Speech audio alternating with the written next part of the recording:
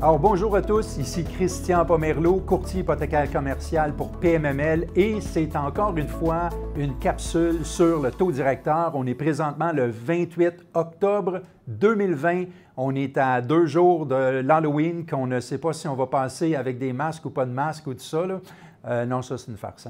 Tim McClem, le gouverneur de la Banque du Canada, a annoncé que le taux directeur qui influence la majorité des taux à court terme sera maintenu. Donc, il n'y a pas de changement. On est toujours à 0,25%, donc 0,25 c'est le fameux taux de financement à un jour. Ça veut dire que le taux d'escompte reste à 0,5 et le taux de rémunération des dépôts va être à 0,25 Donc, il n'y a pas de changement à ce niveau-là. Je vais quand même vous parler un petit peu de l'économie et qu'est-ce qui motive et qu'est-ce qui ralentit en ce moment notre fameuse économie. Je vous ai mentionné en juillet que les 2 premiers trimestres avaient été très difficiles, évidemment, mais la reprise du 3e trimestre était vraiment enclenchée puis solide. Et c'est exactement ce qu'on a vécu, une relance économique qui s'est poursuivie jusqu'au mois de septembre et puis qui était très forte. C'est le secteur manufacturier qui a soutenu la croissance économique, je dirais, mondiale. Par contre, c'est déjà prévu de voir le dernier trimestre de 2020, c'est-à-dire octobre, novembre, décembre, s'affaiblir à cause principalement des mesures qui ont été reprises par plusieurs gouvernements à travers le monde pour contrôler la hausse des cas de COVID. Quoique ce n'est pas envisagé de refaire un reconfinement complet, il reste que le secteur des services va encore écoper, c'est sûr, le secteur du tourisme, de la restauration, des services. En fait, tous les services où le contrôle de la distanciation sociale est difficile, eux autres vont être très durement touchés. Les économistes de la Banque nationale du Canada, la BNC, maintiennent toujours leur prévision de contraction de 3,7 pour l'économie mondiale cette année, puis un rebond d'à peu près 4,9 en 2021. Donc, on s'attend à ce que ça aille mieux en 2021 à cause de toutes les mesures qui ont été mises en place, mais reste à voir, ça va probablement bouger beaucoup. Ça, c'était sur la scène mondiale. Si on va voir nos amis aux États-Unis, donc les Américains, eux autres aussi ont connu un fort rebond avec la réouverture progressive de plusieurs secteurs de leur économie. Ça, c'est au 3e trimestre. C'était assez prévisible compte tenu de la demande latente qui était accumulée pendant la première vague du COVID. Cependant, il reste encore beaucoup d'expansion à prendre dans le marché. C'est pourquoi le Congrès, les congressmen et congresswomen sont allés de l'avant pour approuver un nouvel ensemble de mesures pour stimuler et soutenir les revenus là, du côté américain. Selon les économistes de Desjardins, la Réserve fédérale elle serait même prête à tolérer un taux d'inflation un peu plus élevé temporairement afin d'assurer une meilleure reprise.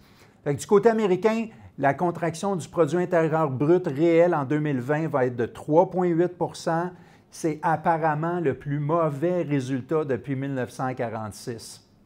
Au Canada, de notre côté de la frontière, les programmes d'aide aux revenus ont changé beaucoup. Ils sont passés de la PCU, la Prestation canadienne d'urgence, vers des programmes qui sont plus liés à l'assurance-emploi.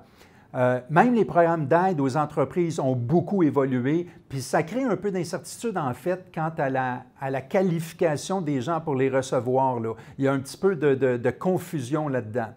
Puis le gouvernement fédéral, quand même, il cherche à soutenir la croissance économique avec plusieurs programmes. Mais en même temps, la contrepartie, c'est que ces programmes-là vont créer aussi un accès de faiblesse du marché du travail dans le futur. Donc, il faut faire quand même attention à ça. En général, les mesures devraient maintenir les taux obligataires relativement bas, ce qui va permettre aux différents paliers de gouvernement de continuer à dépenser afin de soutenir les ménages et les entreprises qui sont durement touchées par la pandémie.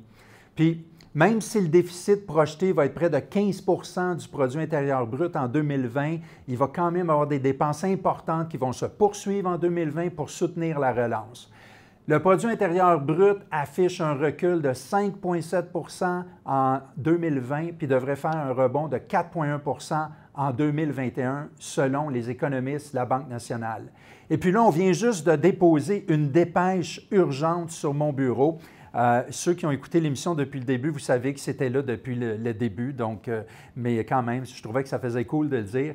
Mais la Banque du Canada vient de faire son annonce il y a à peu près 20 minutes, 25 minutes, et puis eux autres, ils s'attendent à un repli de 5,5 % en 2020, avec une reprise en dents de scie, puisque la demande intérieure est influencée en fait par le virus qui est... Je ne sais pas si vous en avez entendu parler, l'histoire du virus, et puis surtout la confiance des consommateurs. Fait que l'inflation de septembre était de 0,5 %, surtout à cause des prix très bas de l'énergie. Le pétrole étant présentement à peu près 30 % plus bas que ce qui affichait en pré-COVID. Alors ça, c'est ce qui a affecté un peu ce qui se passe en ce moment au Canada. Au Québec, on ne va pas apprendre rien de différent là, pour le Québec. La crise sanitaire actuelle affecte grandement la croissance économique, principalement dans les régions urbaines. Et puis, l'une des industries les plus importantes pour nous autres, c'est l'aérospatiale. Ça a été foudroyé, puis ça va prendre quand même beaucoup de temps pour cette industrie-là de se relever. Et selon le point de vue économique de Desjardins, la Ville de Montréal puis les grandes villes avoisinantes ont quand même bien tenu le choc, surtout parce que la structure économique a pu faciliter finalement le télétravail et plusieurs entreprises ont pu quand même s'adapter rapidement, mais cette adaptation-là est définitivement totalement inégale selon les régions géographiques puis définitivement selon les industries. On en a parlé en début de capsule. Une bonne nouvelle pour le Québec, entre autres, c'est que la situation de l'emploi s'améliore. On a même enregistré une création de 378 200 postes en septembre. La grande question de l'heure, c'est quelle durée va prendre les mesures sanitaires? Ça va durer combien de temps tout ça? Des mesures assez contraignantes, puis aussi la situation des zones rouges. Le marché de l'immobilier qui nous touche un peu plus, premièrement, je veux parler du marché immobilier commercial pur, c'est-à-dire celui qui est non résidentiel, qui a été touché durement depuis l'arrivée de la pandémie. Pourtant, c'est un marché qui avait le vent dans les voiles depuis plusieurs années grâce à la vigueur de l'économie du Québec, puis aussi du positionnement de Montréal comme ville à privilégier. Aujourd'hui, les centres commerciaux sont lourdement affectés, certains sont fantômes, les immeubles de bureaux ressentent les effets du télétravail à grande échelle. Le secteur qui est le moins touché dans ce domaine-là, c'est définitivement l'industriel qui y voit encore une stabilité. Du côté de l'immobilier résidentiel et multilogement, il y a encore beaucoup de mouvements. Les refinancements sont au plafond, les ventes sont solides, les investisseurs aguerris sont toujours en recherche. Les bons immeubles qui sont offerts à juste prix, ils trouvent tout le temps de multiples preneurs très rapidement. Fait que ça bouge beaucoup. Tous les intervenants de l'industrie immobilière sont presque tous débordés. Les délais dans les banques sont très importants. Les notaires en ont plus qu'ils peuvent en prendre. Les évaluateurs, les firmes environnementales aussi. La super bonne nouvelle, c'est que la SCHL s'est beaucoup rattrapée, puis les délais ont été très, très réduits. Alors, il faut surfer sur cette vague-là. Fait qu'investisseurs, lâchez-vous lousse. Nous autres, chez PMML, on est là pour vous servir, pour répondre à vos questions, pour vous donner des capsules éducatives, pour pouvoir faire vos financements, puis aussi faire vos transactions immobilières. On est là pour vous. On a une belle équipe derrière moi, puis je dirais derrière et de côté maintenant, ça n'arrête pas de grossir, justement pour vous servir. Alors, pour ceux qui aiment lire là-dessus, qui veulent comprendre un peu plus la micro et la macroéconomie, la plupart des informations que je vous ai divulguées aujourd'hui viennent des études économiques de Desjardins, la section prévision des taux de détail et leur point de vue économique de Desjardins.